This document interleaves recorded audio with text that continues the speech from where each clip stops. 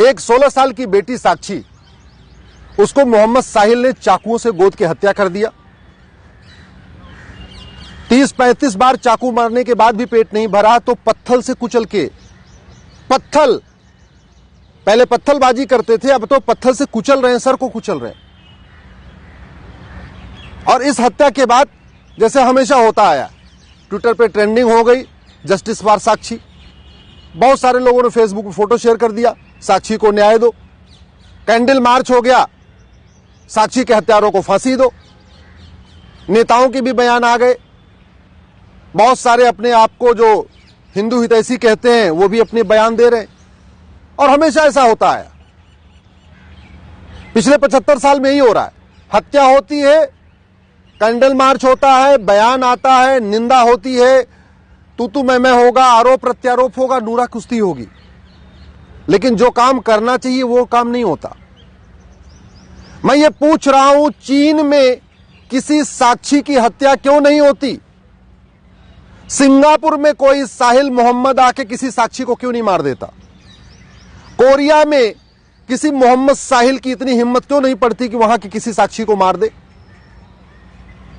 ये भारत में ही मोहम्मद साहिल साक्षी को क्यों मारता है? जानते हैं क्यों?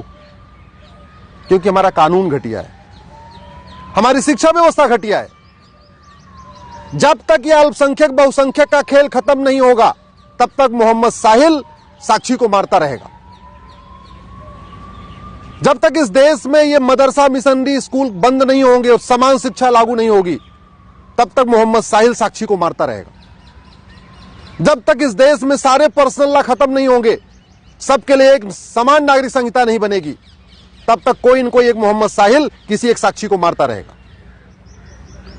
जब तक इस देश में कठोर कानून नहीं होगा, 1 घंटे के अंदर एफआईआर हो, 1 महीने के अंदर जांच पूरी हो और 1 साल के अंदर फांसी पे लटका दिया जाए दरिंदों को, जब तक ये कानून नहीं बनेगा, पुलिस चार्टर जुडिशियल चार्टर नहीं लागू होगा, तब तक रोज एक मोहम्मद साहिल किसी एक साक्षी को मारता रहेगा। इसलिए मैं बार बार कहता हूं, तू मैं करने, निंदा करने, आरोप प्रत्यारोप करने, कैंडल मार्च करने, ट्विटर ट्रेंडिंग करने, फेसबुक पे लिखने, फांसी की मांग करने से फांसी नहीं होगी। फांसी देने के लिए तो कानून बनाना पड़ेगा, नार्को पॉलीग्राफ ब्रेन मैपिंग कानून बनाना पड़ेगा। अब उससे पुलिस पूछताछ कर रही, चलती रहेगी पूछताछ, गवाहों के बयान होते रहेंगे, इधर जीरा होगी, उधर जीरा होगी, यही चलेगा, फांसी नहीं होगी। आज तक फांसी हुई किसको? कमलेश तिवारी के हत्यारों को फांसी हो गई क्या? बादल के हत्यारों को फांसी हो गई क्या? डॉक्टर नारंग के हत्यारों को फांसी हो गई? हिना तलरेजा के हत्यारों को फांसी हो गई? अंकित सक्सेना के हत्यारों को फांसी हो गई? कितने हत्यारों को फांसी हुई? इसके बावजूद फांसी मांग करते रहते। अरे भैया, फांसी की मांग करने से फांसी होनी होती तो अब तक 1000-2000 को फांसी हो गई होती, किसी को नहीं हुई। और कोई ऐसा दिन नहीं गुजरता जब भारत में कहीं न कहीं एक जगह किसी न किसी साक्षी को या तो लफ्ज़-ए-जिहाद में नहीं फंसा लिया जाता, और नहीं अगर फंसती है तो मार नहीं दिया जाता। देखते देखते अफगानिस्तान में खत्म हो गए, पाकिस्तान में खत्म हो गए, बांग्लादेश में खत्म हो गए, हिंदुस्तान के 9 राज्यों में खत्म हो गए। भारत के 200 जिलों से पलायन हो रहा है। इसके बावजूद भी अभी जो काम होना चाहिए उसकी मांग करते ही नहीं। टीवी में डिबेट होती है, लेकिन जिहाद का समाधान क्या, उस पर चर्चा नहीं होती।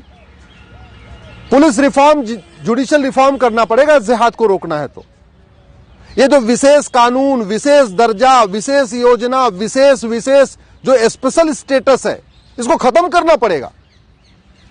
ये अल्पसंख्यक बहुसंख्यक का कॉन्सेप्ट खत्म करना पड़ेगा, माइनॉरिटी मेजॉरिटी का कॉन्सेप्ट खत्म करना पड़ेगा, मदरसा मिशनरी स्कूल बंद करना पड़ेगा, गुरुकुल शिक्षा लागू करनी पड़ेगी, वैदिक शिक्षा लागू करनी पड़ेगी, जिससे क्या खाना है क्या नहीं खाना, क्या पढ़ना क्या नहीं पढ़ना, क्या देखना क्या नहीं देखना, क्या सुनना है क्या नहीं सुनना, इस चीज का भाव बच्चे में बचपन में डालना पड़ेगा। ये पर्सनल लॉ खत्म करके समान नागरिक संहिता लागू करना पड़ेगा, तब जाके सबके बीच में प्रेम बढ़ेगा, तब जाके साक्षी बचेगी। ऐसे नहीं बचेगी बतौलेबाजी करने से, भाषणबाजी करने से। घुसपैठियों के खिलाफ फांसी देने का कानून बनाना पड़ेगा, जिहादियों को फांसी देने का कानून बनाना पड़ेगा। और न्यायिक व्यवस्था ठीक हो, न्यायिक व्यवस्था 1 साल के अंदर सजा होना शुरू हो जाए, इसके लिए जुडिशियल चार्टर लागू करना पड़ेगा। मेरा आप लोगों से हाथ जोड़ के निवेदन है, इस वीडियो को घर घर पहुंचाइए, अधिक से अधिक शेयर करिए।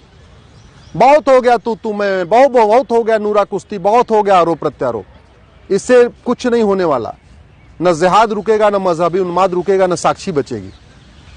देश को बचाना है, सनातन संस्कृति को बचाना है तो कानून बनाना पड़ेगा।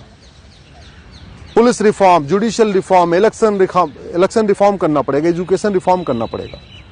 इसलिए मेरा आपसे निवेदन है, इस वीडियो को अधिक से अधिक लोगों तक पहुंचाइए। अपने सांसदों को टैग करके ट्वीट करिए, अपने क्षेत्र के विधायकों तक पहुंचाइए, अपने सारे व्हाट्सएप ग्रुप में फैलाइए।